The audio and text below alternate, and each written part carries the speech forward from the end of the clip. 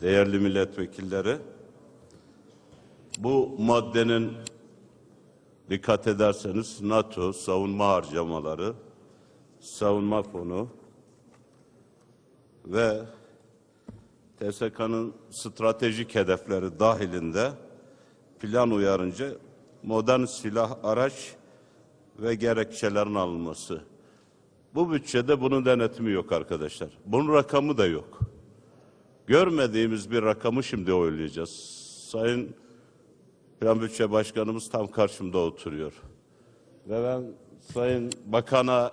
Sayın Bakan sizden rica ediyorum. Hemen şimdi benim istediğim bir talebim var. Meclis adına Sayıştay denetim yapar. Genel kurulumuz hepimiz adına. Sayın Başkanım sizden de aynı talebim var. Sayıştay meclis adına denetim yapar ve bu maddede yönetmelik yapıldı, Bakanlar Kurulu yaptı. Daha önceki dönemde gizli bir yönetmelik vardı. Gizli yönetmelik Sayıştay Genel Sekreterinden bir önceki Plan Bütçe Komisyonu'nda istediğimde Sayın Genel Sekreter ben bile o gizli yönetmeliği bulamadım, erişemedim dedi. Yani Sayıştay'ın Genel Sekreteri dahi erişemediği bir gizli yönetmelik üzerinden meclis adına, milletin iradesi adına, hepimizin adına bir denetim yapıyor. Şimdi yasama olarak Meclis Genel Kurulu yasama.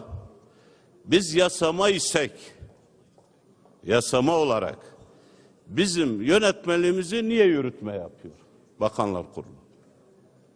Yasama yetkisini mi devrediyor? Yasama görevini mi devrediyor? Yasama milletin iradesini mi Bakanlar Kurulu'na devrediyor? Hayır. O zaman bu yeni çıkan yönetmeliği Sayın Meclis Başkanım, niye Bakanlar Kurulu yürütüyor? Meclis adına denetim olacaksa, meclis adına denetim, benim meclisim denetimi Sayıştay'a yaptıracaksa, grupların hakkı varsa bu konuda talep hakkı. Sayın Hamza Çebi o tartışmaların içinde siz vardınız. Sayın Şandır siz çok iyi bilirsiniz. Şimdi bu yönetmeliği genel kurula getirelim. Sonra burada geçen bütün harcamaları bir bir önümüze koyalım. Ve meclis adına denetim yapalım. Milletin parasını, vergisini hazineye alıyoruz. Vergisini vermeyenin canını çıkarıyoruz. İcraya veriyoruz, haczediyoruz. 1 kuruşu 100 kuruş olarak alıyoruz, hazineye koyuyoruz. Şimdi vatandaşın parasını hazineye koyduk. Bununla da vatandaşa hizmet yapacağız. Bu parayı silaha harcarken, silah alırken, Skorsky alırken, F-16 alırken, F-35'lere ayırırken milyar dolarlar harcıyoruz. Küçük rakamları konuşmuyoruz arkadaşlar. Bu konuştuğumuz rakamlar o kadar önemli ki askeri alandaki kamu harcamalarını 74 milyon insanımızın bilme hakkı var. 74 milyon insanımız o milyarların kime, hangi silah şirketlerine verildiğini merak ediyor. Şimdi bunu söylemek zorundayız. Niye bunu söylemek zorundayız? Bakın, Türk Silahlı Kuvvetlerini Güçlendirme Vakfı'nın harcamaları var mı bu bütçede? Denetleyebiliyor muyuz Sayın Başkan? Plan Bütçe Komisyonu Başkanım, Sayın Meclis Başkanım, size de aynı şey soruyorum. Bir tarafta komisyon başkanı, bir tarafta meclis başkanı, bir tarafta hükümet. Hükümete burada hesap sormam. Bakın, bir muhalefet parti grup başkanı vekili olarak ben bu konuda muhatabım yürütme değil, hükümet değil. Ben burada hükümeti sorgulamam. Askeri harcamada ne yapmışsın, ne almışsın, ne ediyorsunu sorgulamam. Meclisin yetkisini, iradesini başkalarına devretmem. Bakın, bunu önemsiyoruz. Bu kalemi açığa kavuşturmazsak, çok açık söylüyorum, vakfa yapılan transfer kaynaklarını belirleyemezsek, yine vakıfların bu tür statüde silah alım satın ve diğer konudaki ek kısıtlamaları burada genel kurul ortaya çıkaramazsa bu meclisin üstündeki askeri vesayet aynen sürüyor. Burada iktidar çıkıp bize askeri vesayeti bitirdim, 10 tane emekli generali hapse attım, bitti bu iş demezsin. Emekli 10 tane general, 20 generali içeri atmakla askeri vesayet bitmiyor. İşte askeri vesayetin temel noktası bu. Watergate skandalını hatırlayın. İran'la Irak savaşırken Watergate skandalında satılan silahları hatırlayın. Yakın zamanı hatırlayın. Rusya ile yapılan anlaşmaları hatırlayın. Fransa ile, Almanya ile, Amerika ile yapılan anlaşmaları hatırlayın. Şimdi buradan getiriyoruz. Güçlendirme vakıflarının harcamaları, örtülü ödenekten karşılanan askeri harcamaların düzeyi ve ücreti. Bakın bir boyutu da var ama örtülü ödenek rakam olarak çok önemli bir rakam değil. Şimdi burada yine askeri harcamaların ilgili kararlar üzerinde sivil parlamenter denetim eksik, yok. Şu an yok. Hani arttıralım diyoruz. Yok, denetim mi? Şu an denetleyemediğim bir maddeyi konuşuyorum. Bilmediğim rakamları konuşuyorum.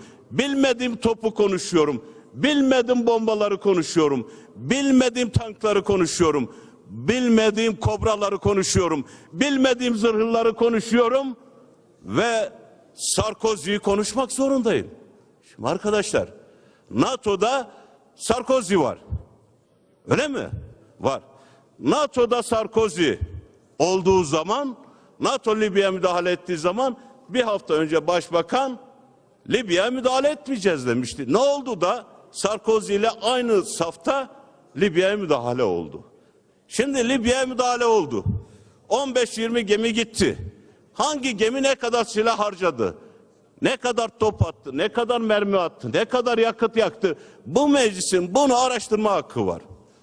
Ama diyorsunuz ki ben veremem gizli yönetmeliği. Ben şu an bir milletvekili grup başkan vekili olarak önceki dönemin gizli yönetmeliğini de istiyorum. Şimdiki Bakanlar Kurulu'nda da yeni yönetmeliği de istiyorum.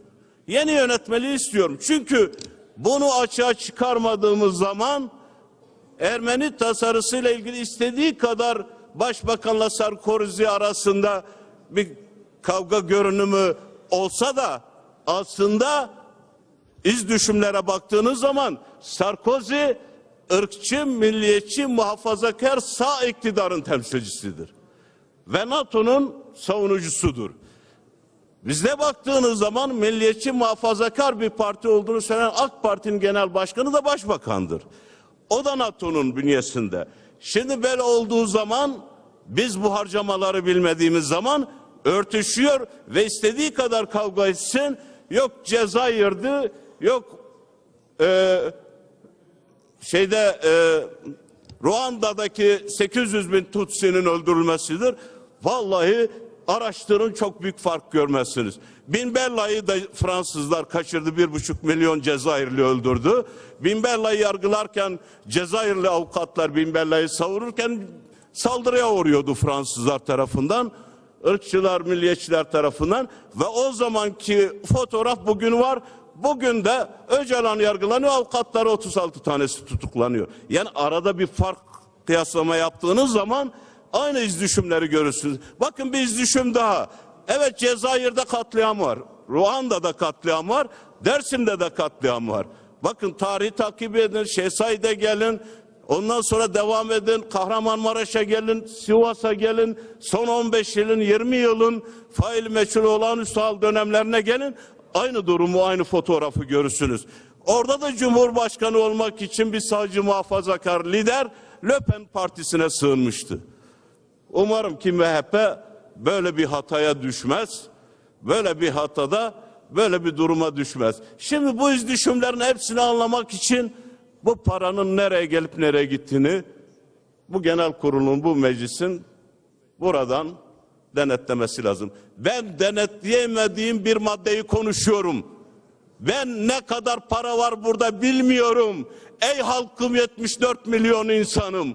Bilmediğim parayı bilmediğim harcamayı, bilmediğim askeri milyarları denetliyorum, adınıza konuşuyorum ama görmüyorum bu bütçenin içinde yok. Sizi kandırıyorlar.